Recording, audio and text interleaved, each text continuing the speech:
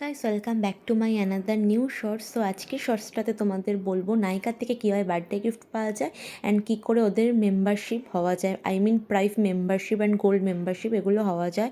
So নাইকা থেকে আমাকে বার্থডের আগেই প্রি বার্থডে গিফট পাঠিয়ে দিয়েছে। আমার বার্থডে হচ্ছে 12 ফেব্রুয়ারি, তার আগে আজকে প্রি বার্থডে গিফট পাঠিয়ে দিয়েছে।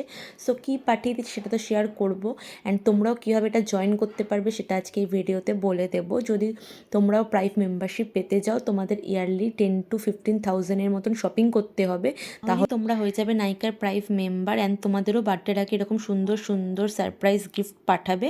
অ্যান্ড তার জন্য তোমাদের বার্থডের আগে কিছু একটা অর্ডার করতে হবে, তারপর তার সাথে তোমাদের গিফট পাঠাবে। আমাকে পাঠিয়েছে নাইকার এই সুন্দর বডি লোশনটা, খুবই সুন্দর, যেটার প্রাইস 499। প্রাইসও তোমাদের সাথে আমি শেয়ার করে দেবো, তোমরাও চেক করে দেখতে পারো।